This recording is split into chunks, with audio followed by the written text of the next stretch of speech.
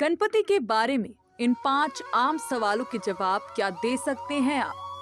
हमारे देश में 33 करोड़ देवी देवताओं को पूजा जाता है, लेकिन हर पूजा और हर शुभ काम से पहले गणेश जी की ही पूजा होती है। गणपति को लेकर ये कहानियां बचपन से ही सुनी जाती रही हैं कि उनका सिर हाथी का कैसा हो गया, उन्हें क्यों सबसे पहले पूजा जाता है। लेकिन गणपति के बारे में कई ऐसे सवाल भी हैं जिनके जवाब अधिकतर लोग नहीं जानते हैं। ये ऐसे सवाल हैं जो शायद पहली बार में गणेश पूजा करने वालों के मन में आए भी ना। विघ्नहर्ता के बारे में आज कुछ सवालों के जवाब जानते हैं। गणपति की 2 शादियां क्यों हुई थी? गणपति को अधिकतर कहानियों में और पुराणों में कुंवारा बताया गया है। फिर भी कुछ कहानी और पुराण कहते हैं कि गणपति की 2 पत्नियां थी, रिद्धि और सिद्धि। तो आखिर कैसे हुई थी 2 लड़कियों से गणपति जी की शादी? इसको लेकर भी 2 कथाएं कही जाती है। गणेश जी को कई पुराणों में कुंवारा बताया गया है।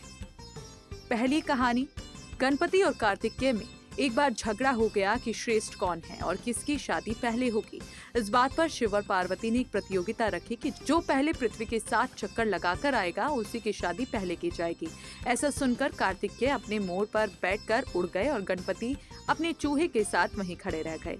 गणपति ने ऐसे में माता पिता के ही 7 चक्कर लगा दिए। जैसे ही गणपति का 7वां चक्कर खत्म हुआ, वैसे ही कार्तिकेय वापस आ गए और कहने लगे कि उन्होंने शर्त पूरी की है।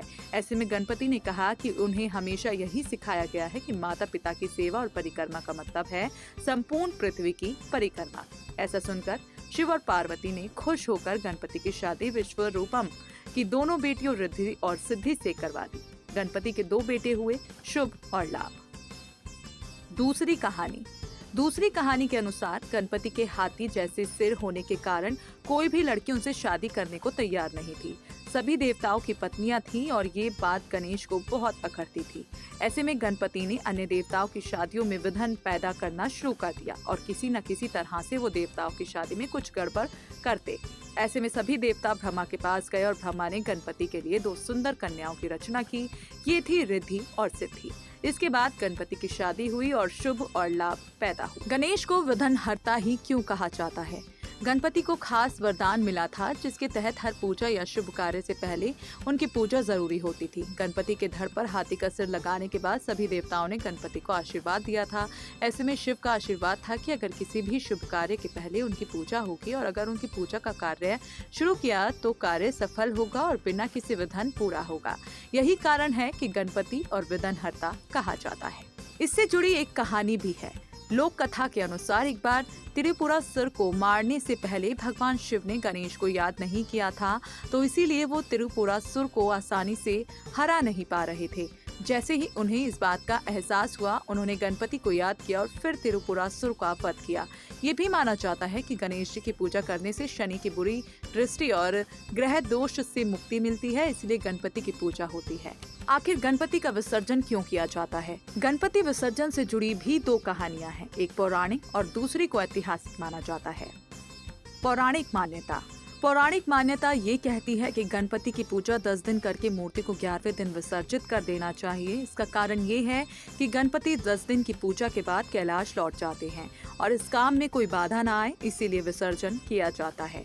मान्यता है कि गणपति अपने साथ अपने भक्तों के सभी दुख दर्द ले जाते। ऐतिहासिक कहानी, पहले गीली पिसी हुई हल्दी से गणपति की एक छोटी मूर्ति बनाई जाती थी।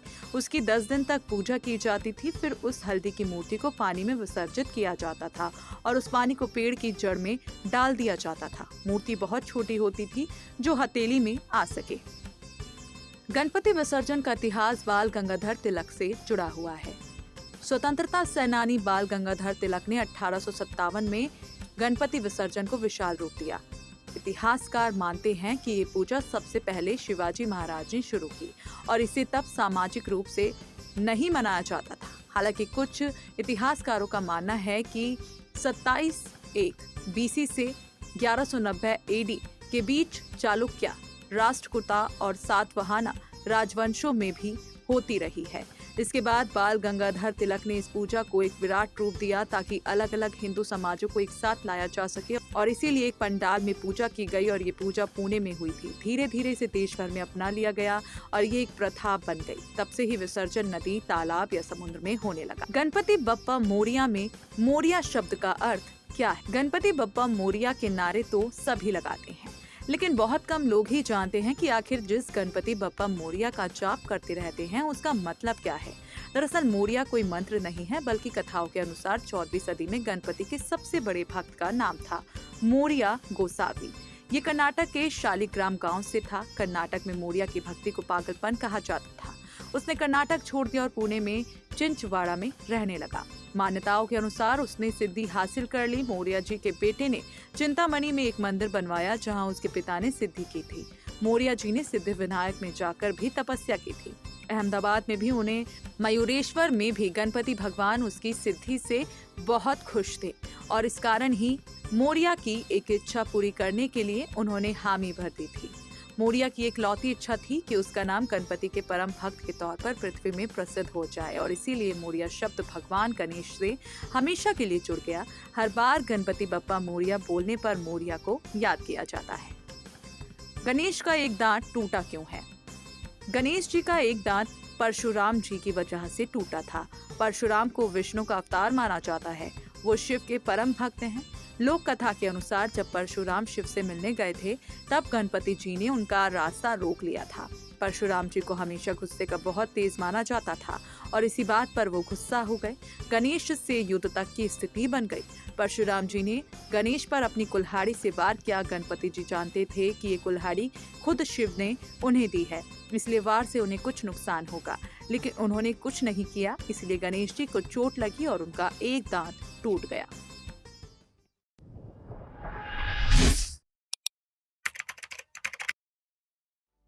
आप हमसे जुड़े रहने के लिए सब्सक्राइब करें YouTube पर, फॉलो करें Twitter पर और लाइक करें Instagram और Facebook पर। Thank you for watching cobra express news.